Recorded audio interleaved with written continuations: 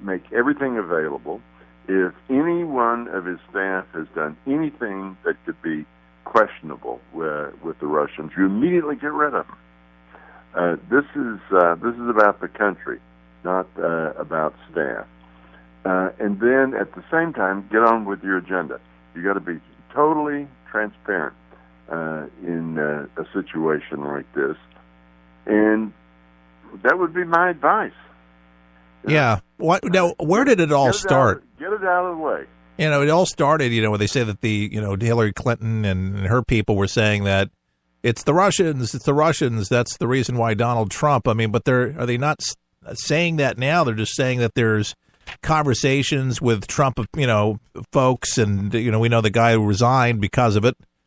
Right. This is what got Dick Nixon.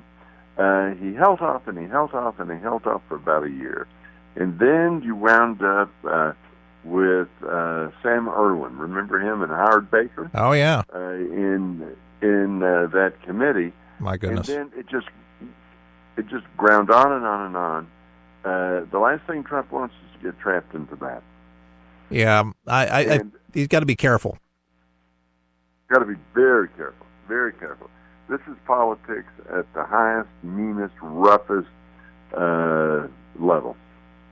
His ambitious, a little over 30 days in office, if you had to give him somewhat of a report card at this place, where would you put it? I'd give him about a B-. Okay. He has about 550 places, presidential appointments. The last number I saw last week, he'd only sent up about 50 to the Senate. He should have many, many more of the people in his key spots identified and up to the Senate to get confirmed. He needs to get that administration staffed up and running. What he needs to realize, most of his agenda, he has to get it done by August of this year, because when the members come back from their August holiday, they're going to be moving into the 2018 election. That's just the way it works. Reagan got his agenda finally wrapped with an omnibus resolution in the middle of August in 1981.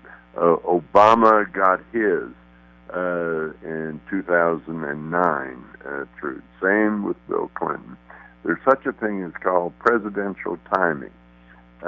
You've got this time where you're far enough away from the election that you're going to get people to do tough votes where they've got enough time to repair themselves with their constituents, or their constituents will forget. And when you get past that, then it's all over.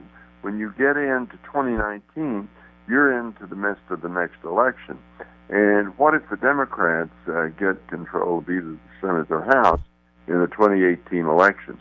You can bet that session, that House, whether it's House or Senate, will be full-bore investigating Donald Trump. And so nothing will get done. He's got to get it done by August. And all of these delays and these fights and all that, take it away. Yeah. I mean, the sand is running through the bottle here.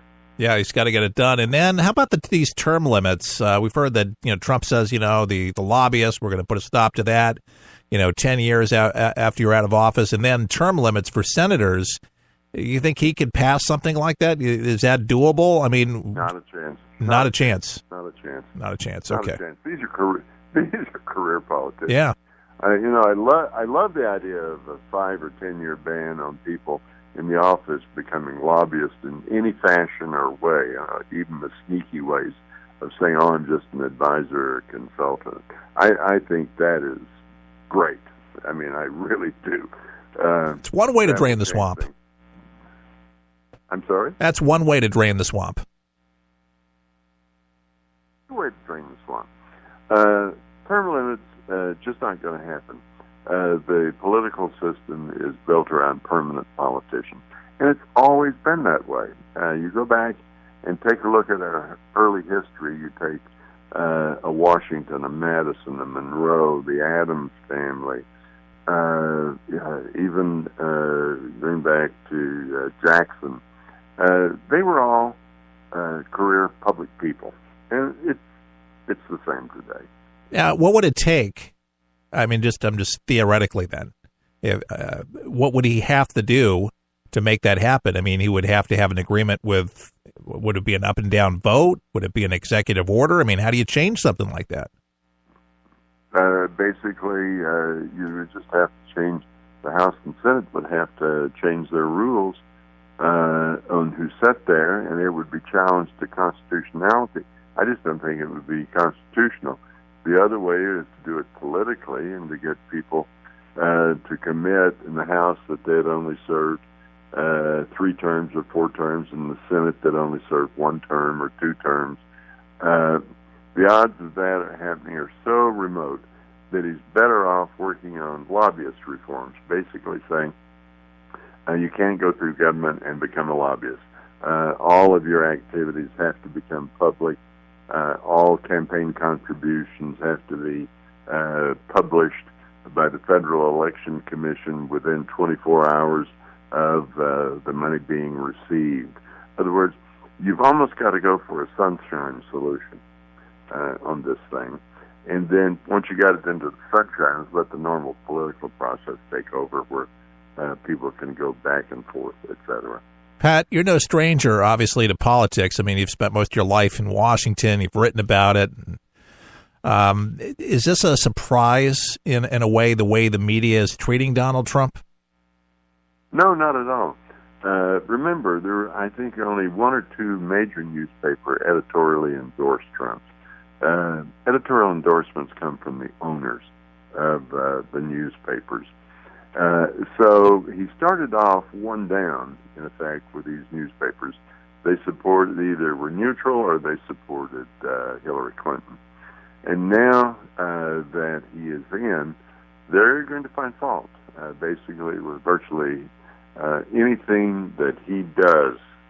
And so he basically is feeding into this by creating a war on the media. Yeah. What he should be doing is ignoring the media. He's got outreach with his Twitter accounts. He's got outreach by being able to speak. He should focus on getting his administration staffed, getting things before the Republican Congress where he can get it through without having to do a veto. And he needs to build up on his promises. If he's going to build a wall, get the money built, start the wall. If he's going to do tax reform, get a bill, get it done. If he's going to repeal Obamacare and replace it with something else, get it up, get it done.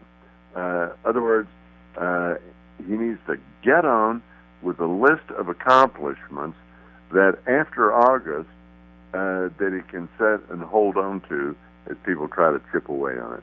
Get your accomplishments done, and then spend the rest of this term defending it and getting ready to try to do it again in 2021. I think that's excellent advice, and if you would just concentrate on those very, very things and back off the Twitter sphere for a while.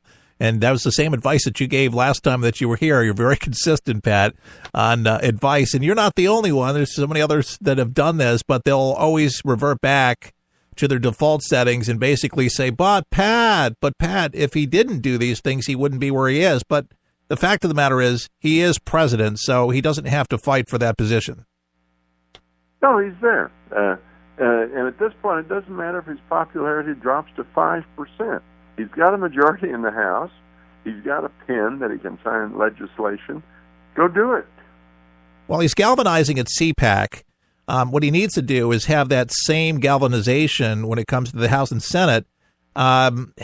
Working, he's got some Republicans who are still iffy, obviously, and a bunch of them are just with some of these, border patrol and how he's going to pay for it. Taxes are a big thing. These are important issues. These are what people wanted Trump to work on in the first place, but we haven't seen real tangibles come out and say, what is that going to look like? Even Obamacare is saying that we're going to repeal and replace. People are really just waiting at this time What's it going to look like? What's it going to be replaced by? I mean, these are big deal items. Well, again, my advice to him, if you're going to repeal Obamacare, send a bill up and repeal it.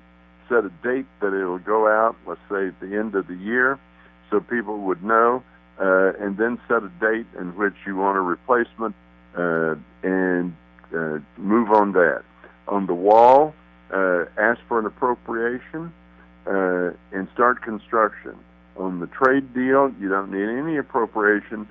Is literally lay out the deal that you want to do with China, Mexico, Canada, Japan, etc., and send your negotiators out to do that. That's what Ronald Reagan did, by the way. Ronald Reagan did tough stuff in his first year, and he lost seats in the midterm election. He lost, I think, 27 seats. My goodness. That many? But he hung in there, and he was even more popular in his second round against Walter Mondale because he had accomplished accomplishments. Something. And that's what Trump. He needs to remember that. He needs to be able to run on success in 2020. Well, that's good advice. Hopefully, Donald Trump, since he listens to a lot of talk radio, he'll heed that advice from you. Internationally speaking, in your opinion, and I know you know a lot about this stuff too, I mean, between Iran right now and North Korea, and who's the biggest threat right now? Who should be really keeping our eye on? He should be keeping his eye on ISIS, and he should be the battle now in Iraq and in Syria.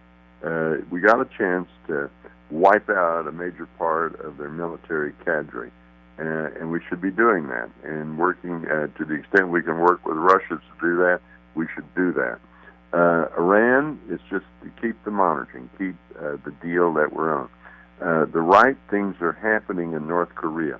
The Chinese, a week or so ago, canceled all of their coal orders. The biggest export that North Korea has is coal to China. China just cut their order. In other words, they're putting a financial squeeze on North Korea. And North Korea is going to find itself where it needs to talk to China. Then China will be in a position to say, okay, hey, you got to do X, Y, and Z on that. The main thing domestically that I think he should be doing, he should be working with Mexico.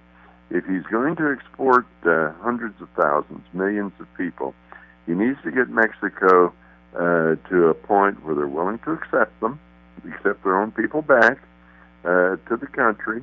If we have to give Mexico some financial assistance to do that, we should do that. Yeah. And we should talk about how we build Mexico, make it prosperous, etc. But we're not going to just allow unimpeded immigration across the border. It's run amok. A lot of this is just common sense, Keith. Well, it's run amok for too many years. Yeah, you're right. You just don't let your wild enthusiasts push you over the edge with wild language. A lot of times you're better off just doing something and being quiet about it, and after it's accomplished, then you can brag about it. Don't brag about it while you're trying to do it. Well, Obama was crafty about when he deported, because it was as if the media was ignoring it, and he was deporting a lot of folks during his time. Did I lose you? No, I'm here. I'm here, Pat. Hello? I can hear you. Hello, sir.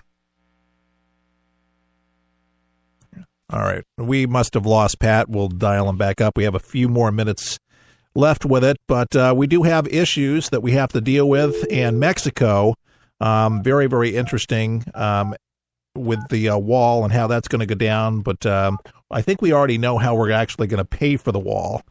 We'll ask Pat what he knows about that. Let's see if he answers his phone. Sometimes we get bugs. Pat Choate. Yes, I'm back. Got to ask you, as we wrap things up, the cost of the wall with goods coming, into the country from Mexico. Will that pay for it ultimately? Is that the smartest move? I mean, we're going to pay for it up front for the cost, but will Mexico eventually pay for the wall? Oh, I think